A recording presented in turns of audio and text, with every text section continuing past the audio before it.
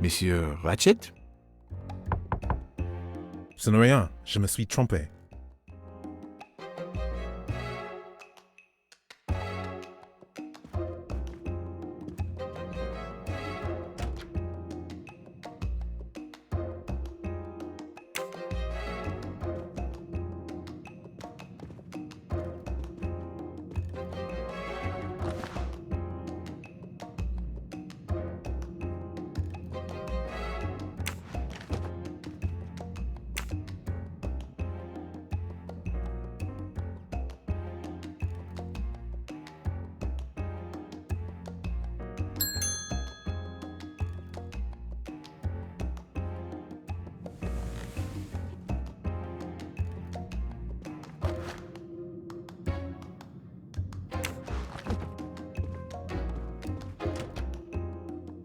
Good night, madame.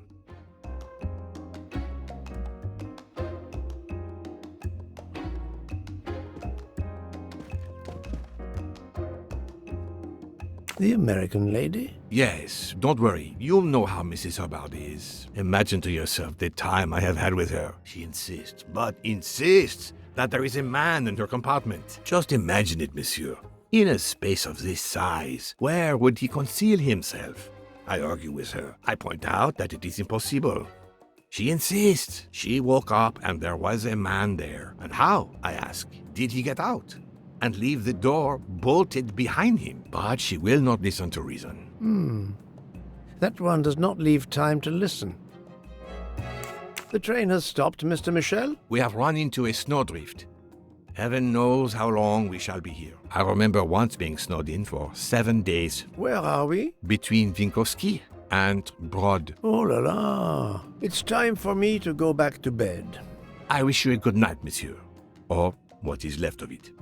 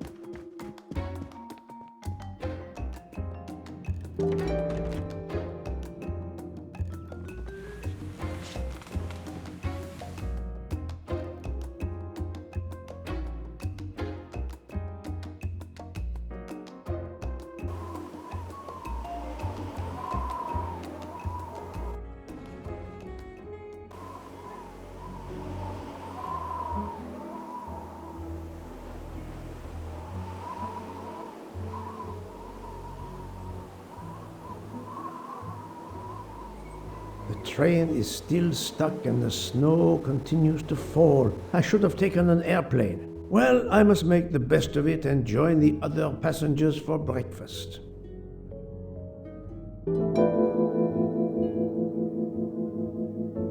The train still hasn't left.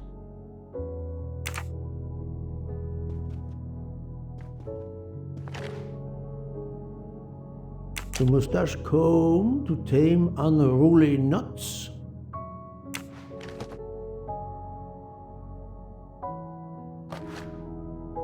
The finest of curling irons for the mustache.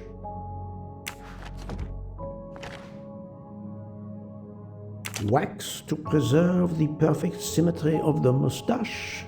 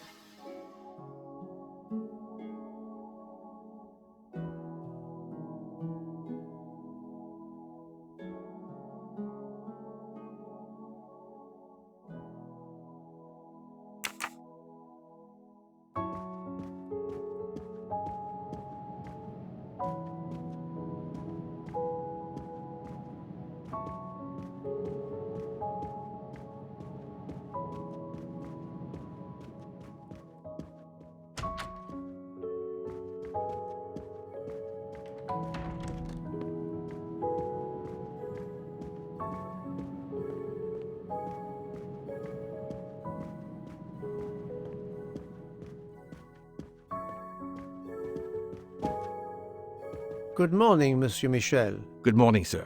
Please enjoy our special breakfast in our restaurant. Good morning, Good morning, sir.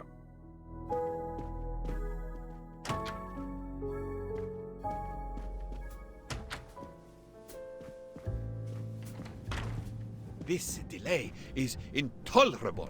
I am supposed to be demonstrating the Firenze in Paris in 2 days. Ah, your electric car. Yes, that's bad luck. Bad luck? If I miss that demonstration, I'll be in deep trouble. Just text your people in Paris and warn them. Of course I tried that, but there is no network service in these mountains. My daughter said it would be the easiest way in the world. Just sit on the train until I got to Paris. And now we may be here for days, and my boat sails the day after tomorrow. How am I going to catch it now? I can't even send an email to cancel it. I'm just too mad to talk about it. My colleagues were to meet me in Paris. They will wonder what has happened to me. I can get no words to them. What will they think? We have refugees to help.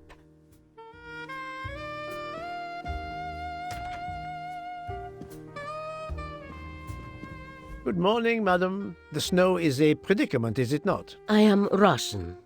Snow is no stranger to me. Ah, the accent. Would it be St. Petersburg? You are very perceptive. Monsieur Poirot, is it not? And may I take it, I have the honor of addressing Princess Natalia Dragomirov.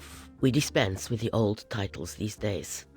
My husband, all of my past, was taken from me by these Stalinists. When they were gone, I became director of the St. Petersburg Museum of Antiquities to restore and preserve what I can of my country's history. Still, the delay must be vexing.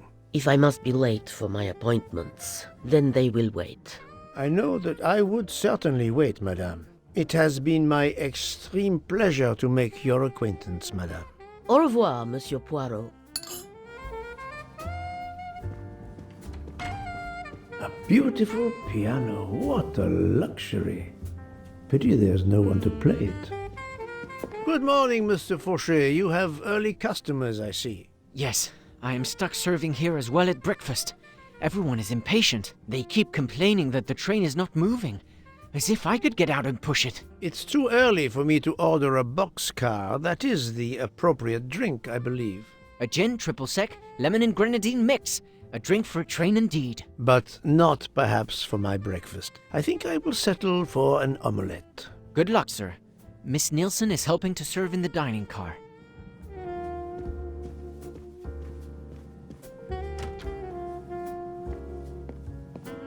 The Orient Express bar is certainly well stocked.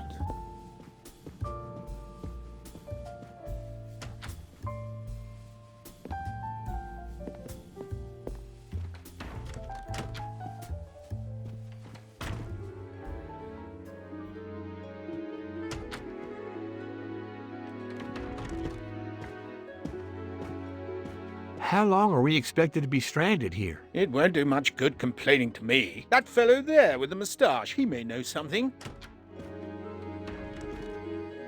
Excusez-moi, sir. Yes? Monsieur Bouc asks for you to join him in compartment 203. Look here, Poirot. Can you tell us anything? I can tell you the snow, it will not move aside on its own. Of course, but you obviously have some influence with Book. I am going to see him now. I will ask him if he has any information.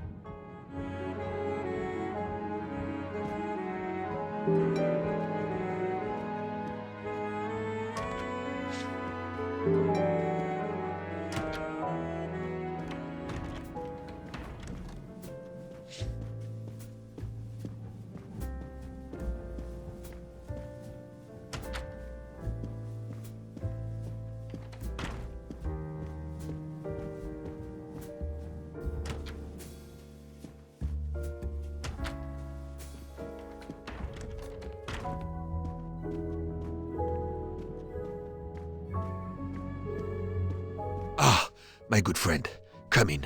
We have need of you. What has occurred? A passenger lies dead in his bed. Stabbed. A passenger? Which passenger? In there. He's an American. A man called Ratchet. It was his valet masterman who was worried that Mr. Ratchet was not awake yet. Pierre Michel, the conductor, decided to break in and found the body. I see. Well, my friend, I think it is best not to touch anything and wait for the police to arrive. Oh, I tried to call the police, but there is no cell tower for many kilometers. We could be stuck in the snow for hours. The murderer is with us. On the train, now! The sooner we catch him, the sooner we'll be out of danger. Dr. Constantine is already examining the body. Mon ami, this is not a missing train ticket. We must follow procedure. We must wait for the police to secure the crime scene. Please, Poirot. I will take full responsibility. Book, you ask. Well, if we cannot contact the outside world, then... Oh, you are going to drive me crazy. In truth, this problem intrigues me. I was reflecting not half an hour ago that many hours of boredom lay ahead whilst we are stuck here. And now, a problem lies ready to my hand. You accept then? C'est entendu. You place the matter in my hands.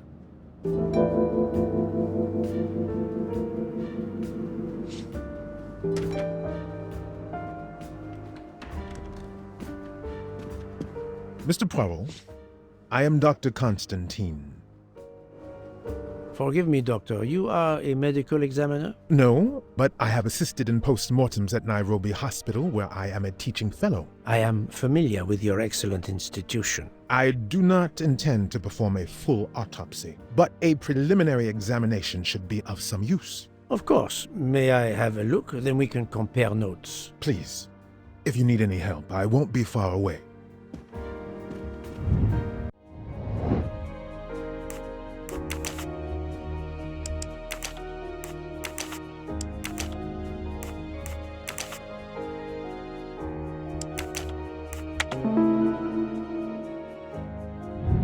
That's the right answer.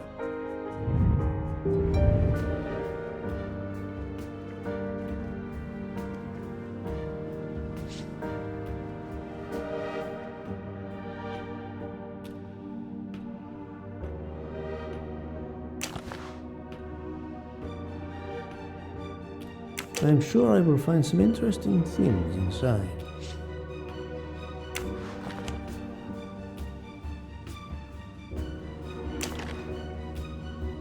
This phone was deliberately smashed.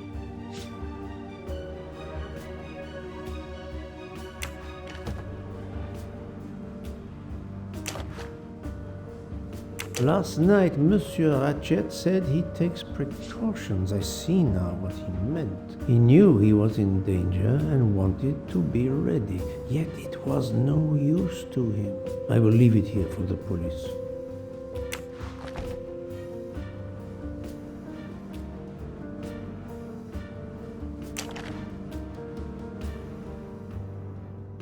The watch is broken, the hands are stopped at 1:15 a.m. One would expect that to be the time when the attack occurred.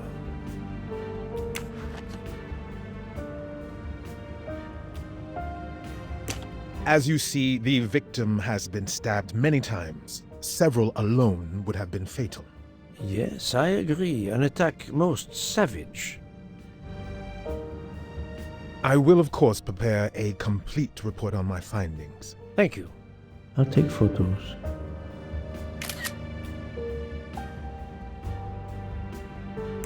As you see, the several alone.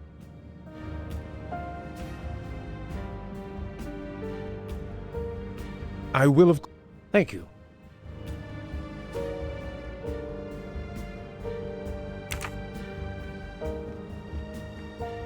Where can the killer have gone?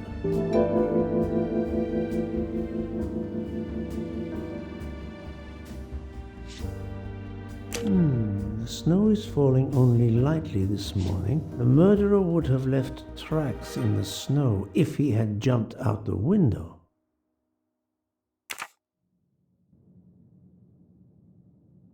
I'm sorry, Doctor, but I must question you. Of course. I must be considered under suspicion like everyone else. May I know your movements last night? I share compartment 101 with Mr. Book. He would not stop talking about his beloved train. I listened to him for hours talking about his Orient Express. My friend Book will no doubt confirm this. Did you know the victim? Not at all. I noticed him last night at dinner, but I did not pay much attention. Did you touch anything in here this morning? I checked for a pulse. There was none. Rigor mortis had commenced. The body was cool to the touch. I touched nothing else. What can you tell me about the victim? He died from multiple stab wounds of varying angles and depth. More than one would have been fatal. I would place the time of death roughly between midnight and 2 a.m. With more time, I hope I can be more precise. I assume the open window complicates matters. Indeed. Conditions are not perfect. Thank you for your help, Doctor.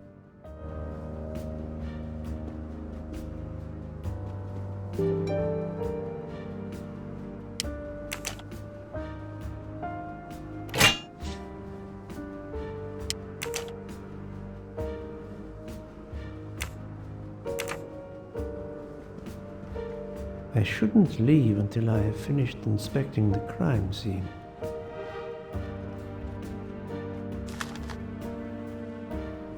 I wonder what could be in this photo.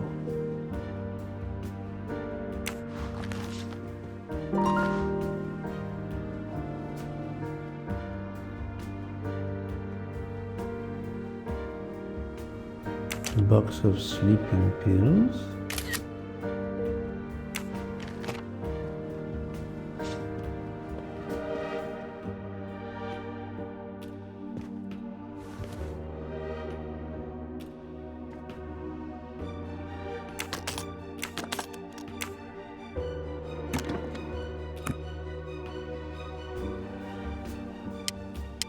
Expensive clothing, recently laundered.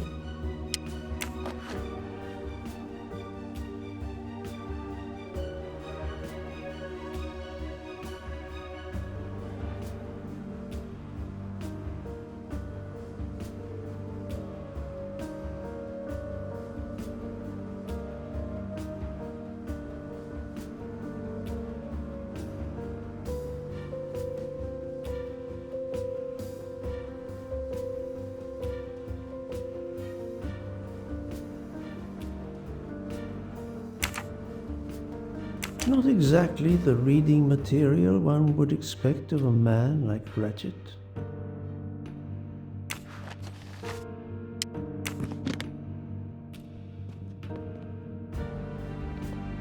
This door communicates with compartment 204. The latch is open on this side.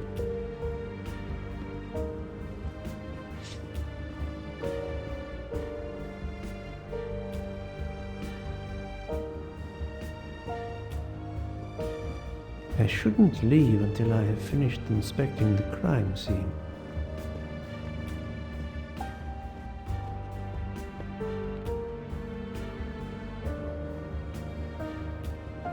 This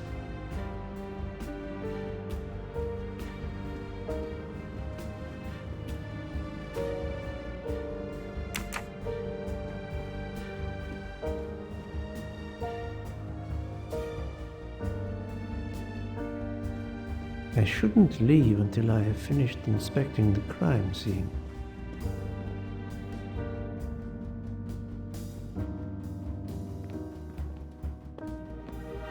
This door communicates with